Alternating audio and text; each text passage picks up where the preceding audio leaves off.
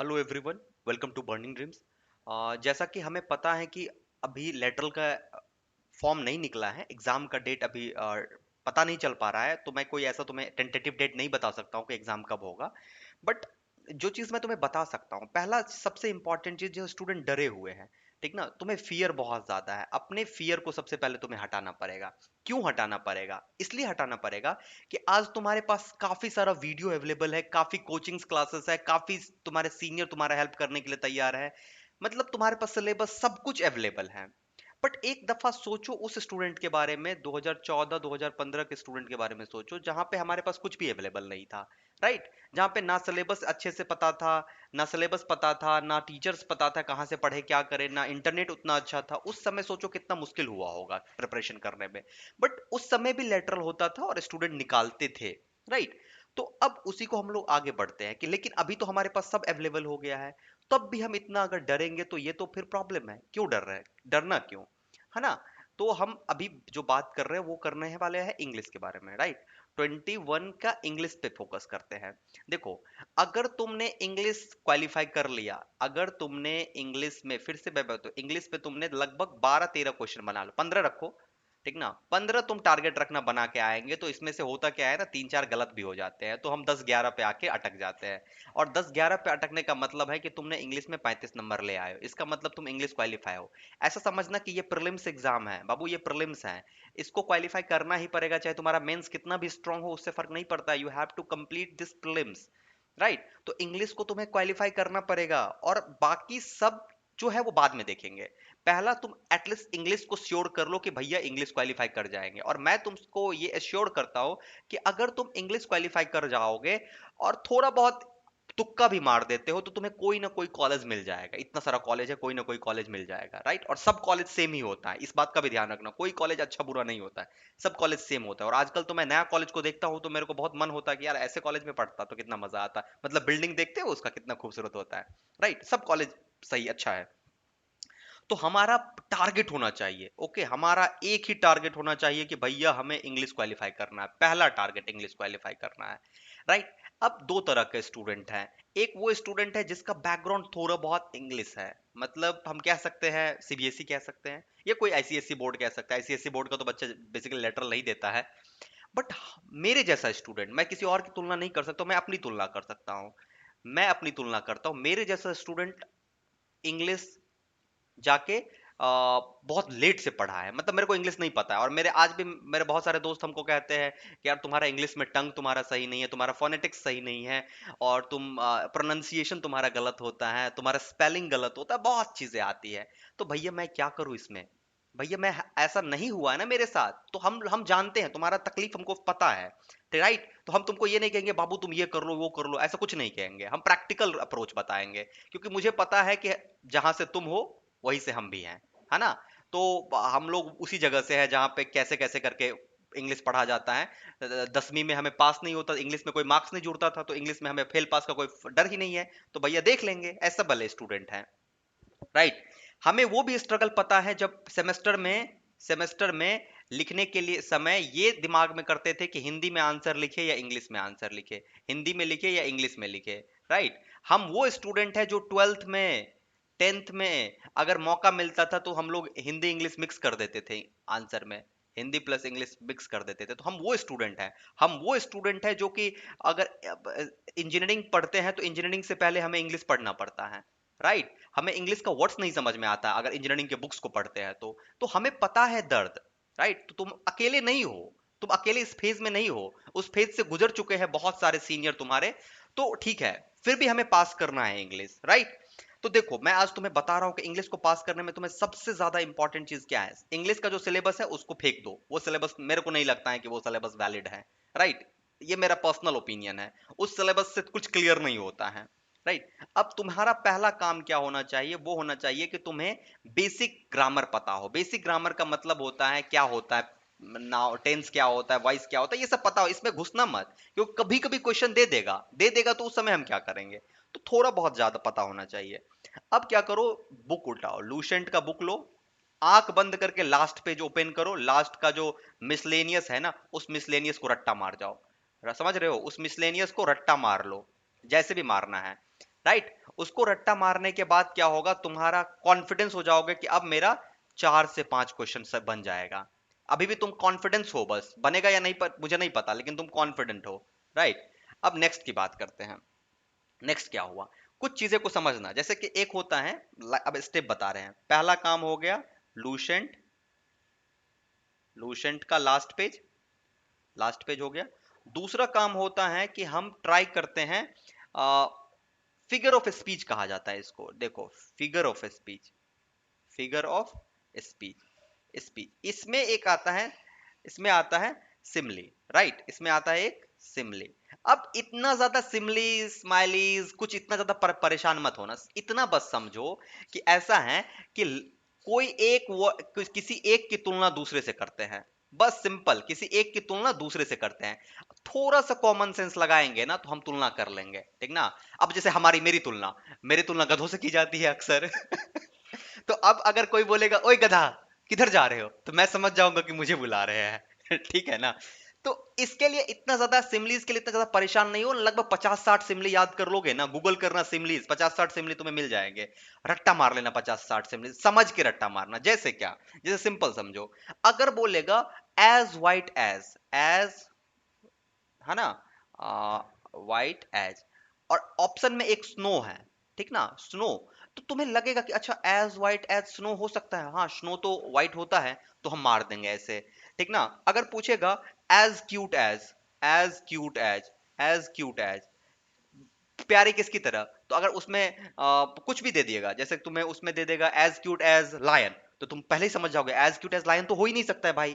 तो तुम इसको कॉमन सेंस लगा के सॉल्व करना, ठीक ना, इतना ज्यादा परेशान नहीं होना, कॉमन सेंस लगा के इस चीज को सॉल्व करना। मेटाफोर की तरह होता है, राइट, मेटाफोर और सिमलेज, राइट। तो ये हो गया तुम्हारा, राइट, तुम ये कंप्लीट कर लोगे। इसके बाद इस सब को कहां से करना, सिंपली गूगल से कर लेना, गूगल पे बहुत अवेलेबल है, तुम किसी चीज का वेट मत करो। इसके साथ क्या होता है ना कि ये जितना भी है ना वो बेसिक इंग्लिश है, इंग्लिश बहुत टफ नहीं है, बेसिक इंग्लिश है, लेकिन हम तो बेसिक पढ़े ही नहीं भैया, तो हम कहां से जानेंगे। हमें तो भैया इंग्लिश बेसिक पता ही नहीं है, हमारा टंग ही गलत है, हमारा आर्टिकुलेशन ही गलत है। तब आते हैं हम लोग अपना आर्टिकुलेशन सही करेंगे, जिसके लिए हम लोग फोनेटिक्स पढ़ेंगे, फोनेटिक्स, फोनेटिक्स पढ़ेंगे। इस फोनेटिक्स को जब तुम पढ़ोगे तो तुम्हारा आर्टिकुलेशन सही होगा, कैसे प्रोनाउंस किया जाता है। मुझे अभी भी याद है कि मेरा प्रोनाउंसिएशन इतना गलत है, अभी भी गलत है, कि सब लोग मुझ पे हंसते हैं, और मुझे कोई गम नहीं है इसका। लोग हंसते हैं तो मुझे कोई तकलीफ नहीं होती है, क्यों, भैया इंग्लिश एक मैंडेटरी चीज नहीं होता है तुम्हारे लाइफ को जज करने के लिए, बट यस हम सीखेंगे। फोनेटिक्स को देख लेना, राइट, फोनेटिक्स को देख लेना। उसके बाद जो आता है, हम फोनेटिक्स को देख लेंगे, उसके बाद एक जो और इंपॉर्टेंट चीज आता है उसको आता है, उसको हम लोग कहते हैं, बहुत बच्चे इसमें परेशान हो जाते हैं, उसको सिलेबल में, राइट, सिलेबल, है ना। अब देखो सिलेबल को आसान शब्दों में समझो, सिलेबल कुछ भी नहीं है, इतना ज्यादा डेफिनेशन में मत जाओ। ऐसा समझो कि एक वर्ड है, इस वर्ड को हम तोड़ना है हमको, तो कितने वैलिड तरीके से इस वर्ड को हम स्प्लिट कर सकते हैं, राइट, स्प्लिट कर सकते हैं, इस वर्ड को स्प्लिट कर सकते हैं। तो जो वैलिड स्प्लिटिंग होता है उसको सिलेबल कहते हैं। अगर हम एक बार में स्प्लिट कर सकते हैं तो ये वर्ड 1 सिलेबल होगा, 2 बार में कर सकते हैं तो 2 सिलेबल होगा, 3 बार में कर सकते हैं तो 3 सिलेबल होगा। इसी में एक कॉन्सेप्ट आता है स्ट्रेस सिलेबल। तो इसके लिए यूट्यूब पे काफी सारा वीडियो है, जो इंडियन नहीं है, फॉरेन वीडियो तुम्हें मिलेगा। तो नोट्स बना लेना उसका सिलेबल का, और प्रीवियस पेपर में जितने भी सिलेबल पूछे हुए हैं उसको गूगल कर करके उसका आंसर निकाल लेना, राइट। तो सिलेबल पे इतना ज्यादा परेशान मत होना। सिलेबल सिंपली है कि किसी भी वर्ड को, एक वर्ड है उसको कितने भाग में स्प्लिट कर सकते हैं। अगर हमने लिखा डॉग, तो डॉग को कितने भाग में स्प्लिट कर सकते हैं। अगर हमने लिखा एप्पल, तो एप्पल को कितने भाग में स्प्लिट कर सकते हैं। अगर हमने लिखा मेटाफोर, तो मेटाफोर को कितने भाग में स्प्लिट कर सकते हैं। तो जितने भाग में स्प्लिट कर सकते हैं उसको हम लोग कहते हैं सिलेबल, राइट। नेक्स्ट, अब आगे बात करते हैं स्पेलिंग। स्पेलिंग की बात मैं नहीं करूंगा ज्यादा, क्योंकि ये प्रैक्टिस से आता है। तो तुम जितना, अगर स्पेलिंग को तुम्हें परेशान नहीं होना, जितना भी प्रीवियस PYQ होगा, प्रीवियस पेपर में जितना भी स्पेलिंग पूछा हुआ होगा उसका सही से स्पेलिंग कॉपी पे लिख के रख लेना, बात खत्म हो गया। आगे बढ़ते हैं, आगे बढ़ते हैं नाउन में एंट्री करना। नाउन, नाउन में जब तुम एंट्री करोगे तो तुम लूसेंट के नाउन में एंट्री करना, और वहां पे एक होगा collective noun, right. Collective noun, इस कलेक्टिव नाउन से क्वेश्चंस आते हैं। कलेक्टिव नाउन का क्वेश्चन कैसे हो गया? एज पैक वुल्फ, बहुत सारे वुल्फ है तो पैकेट ऑफ वुल्फ, ऐसे करके बहुत सारे चींटी है, चींटी के झुंड को क्या कहेंगे, सांपों के गुच्छे को क्या कहेंगे, ऐसा करके तुम्हें कलेक्टिव नाउन्स मिलेंगे, राइट? उसको तुम्हें याद करना है समझ के। क्लियर यहां तक? आगे बात चलते हैं। तुम्हारा नाउन में कलेक्टिव नाउन ही, और नाउन सब की बात नहीं करूंगा मैं, लेकिन कलेक्टिव नाउन की बात करूंगा। उसके बाद एडजेक्टिव, राइट? एडजेक्टिव, एडजेक्टिव भी ज्यादा नहीं। एडजेक्टिव में क्या करना, अगर किसी बुक में देख लेना एडजेक्टिव क्या है, अगर तुम्हें मिल रहा है एडजेक्टिव तो ठीक है, गूगल करना। नहीं मिले तो जितना पी वाई क्यू का एडजेक्टिव है ना, उस सारे को गूगल करके आंसर कॉपी में नोट कर लेना। क्लियर यहां तक? अब तुम्हारा ये हो गया, यहां तक कंप्लीट हो गया। अब तुम्हारे पास बचा, अब बचा तुम्हारे पास साइनो, साइनो एंटो। मुझे अभी भी याद है कि साइनो एंटो कितना भी याद कर लो, लास्ट में हाथ में कुछ नहीं आता है। तो ट्राई करना साइनो एंटो को जितना ज्यादा पीवाई क्यू में हो उतना याद करने का, और कहीं इधर उधर से याद करने का कोशिश करना, राइट? हो जाएगा, इतना परेशान होने की जरूरत नहीं है। साइनो एंटो स्पेलिंग हो गया, साइनो एंटो हो गया। उसके बाद तुम्हारा फोनेटिक्स हो ही गया तुम्हारा। हाँ प्रिपोजिशन, वाह वाह, दिस वन, ओके। प्रिपोजिशन मुझे अभी भी याद है कि प्रिपोजिशन काफी इंपॉर्टेंट चैप्टर हुआ करता है। ओके, तो प्रिपोजिशन को कर लेना, पहला चीज प्रिपोजिशन को कर लेना किसी भी बुक से, किसी वीडियो से देख लेना। बहुत सारा वीडियो है जो एसएससी की प्रिपरेशन करवाते हैं, बहुत सारे बैंकिंग का प्रिपरेशन करवाते हैं, वहां पे जाके प्रिपोजिशन प्रिपोजिशन देखो ना। मैं बार बार कहता हूं कि एलई का प्रिपरेशन क्यों कर रहे हो बाबू? जो सिलेबस है उसका प्रिपरेशन करो ना। एलई का प्रिपरेशन करने में लगे हुए हो कि कोई टीचर दे दे प्रिपोजिशन का, भाई तुम्हें क्या देगा वो? कुछ नहीं देगा। पहली बात, प्रिपोजिशन जाके कहीं से मजबूत हो जाओ, किसी भी एसएससी का, एसएससी का किसी टीचर का जाके प्रिपोजिशन देख लो और उसको अप्लाई करो एसएससी के पीवाईक्यू पे। अगर तुम्हारे पास प्रीवियस ईयर नहीं है तो एसएससी में जो इंग्लिश पूछा जाता है उसके प्रीवियस ईयर में जाके तुम चेक करो, तुम्हें मिल जाएगा। ठीक ना? और उसको ट्राई करना। अगर तुम टिक मार पाते हो सही सही ना, तो समझ जाना कि इंग्लिश तुम्हारा क्वालिफाई कर जाओगे। अगर तुमने इंग्लिश में इतना कर लिया तो बस हो गया तुम्हारा, इसका बेसिक तुम कंप्लीट कर लो, तुम्हारा क्वेश्चन इंग्लिश क्वालिफाई कर जाओगे। और एक बार बाबू इंग्लिश क्वालिफाई कर लोगे ना, उसके बाद तुम्हारा ना कॉन्फिडेंस लेवल देखना कितना ज्यादा अपलिफ्ट हो जाएगा। तुम मत देखो अभी किसी और सब्जेक्ट को, मैथ मैकेनिक्स को मत देखो। मैं बार बार कहता हूं, आज फिर इस वीडियो में कह रहा हूं, तुम्हें क्वेश्चन नहीं बनेंगे, किसी से नहीं बनते थे यार, मुझसे नहीं बनते थे, किसी से भी नहीं बनते थे।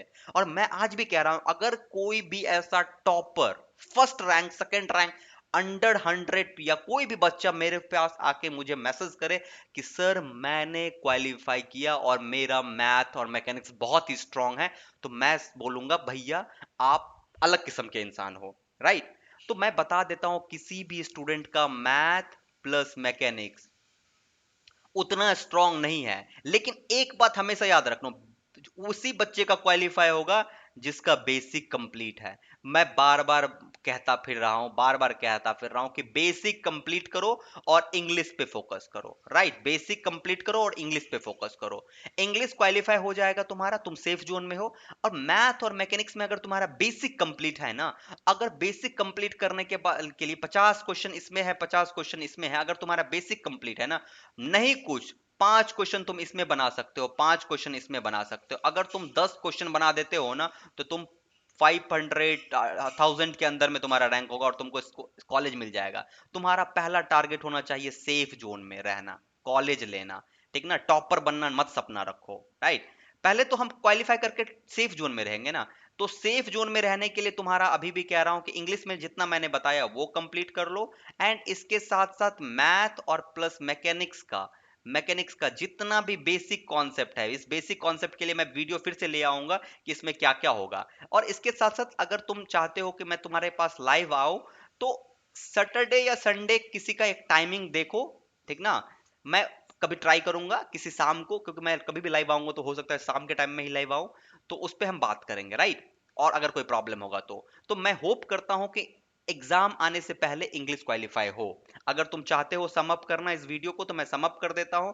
तुम्हारा पहला काम होना चाहिए लूसेंट का लास्ट पेज याद करना। दूसरा काम होना चाहिए फोनेटिक्स के बारे में समझ लेना। तीसरा काम होना चाहिए तुम्हारा सिलेबल के बारे में समझना। ओके, चौथा काम तुम्हारा होना चाहिए सिमलीज और मेटाफोर जो होता है, एज कूल एज कुकुम्बर, इस तरह का क्वेश्चन जो होता है इसके बारे में समझना। उसके बाद तुम्हारा जो क्वेश्चन होना चाहिए सिलेबल हो गया। सिलेबल हो गया। उसके बाद हम किसकी बात करेंगे? ये तो सिलेबल तो हो गया, वही कि कितना भाग में स्प्लिट कर सकते हैं वर्ड को, 1 सिलेबल, 2 सिलेबल, 3 सिलेबल। सिमिलीज के बारे में बात करेंगे। ओके, उसके बाद स्पेलिंग के बारे में अगर पता है तो ठीक है, नहीं तो प्रीवियस ईयर से स्पेलिंग देख लेना, राइट। उसके बाद अगला हम बात करते हैं प्रीपोजिशन की बात करेंगे, प्रीपोजिशन की बात करेंगे। उसके बाद हम बात करेंगे किसकी? साइनो एंटो की बात करना है तो करना, लेकिन नहीं करना है तो कलेक्टिव नाउन की बात करना, जितना मिल सकता है उतना करेंगे, राइट। कलेक्टिव नाउन की बात करेंगे। और उसके बाद अगर थोड़ा बहुत एडजेक्टिव पता हो तो ठीक है, और नहीं तो तुम जितना प्रीवियस ईयर का एडजेक्टिव है उसको कंप्लीट कर लेना। आई होप कि ये वीडियो तुम लोग के लिए थोड़ा भी हेल्पफुल होगा। मुझे नहीं जरूरत है कि बहुत लोग के लिए हेल्पफुल हो, अगर एक भी स्टूडेंट के लिए हेल्पफुल होता है तो मुझे बहुत खुशी मिलती है। और मुझे रियली सबको बहुत बहुत धन्यवाद कि इतना सारा प्यार देते हो, और कोई वो नहीं है। सबको मेरे तरफ से बेस्ट विशेस। मेरा जो भी हो सकता है, क्योंकि मैं भी बिजी रहता हूं, तो मेरा जो भी हो सकता है मैं तुम्हें हेल्प करूंगा, राइट। तो कॉन्फिडेंट रखो और प्रिपरेशन जारी रखो। Thank you guys.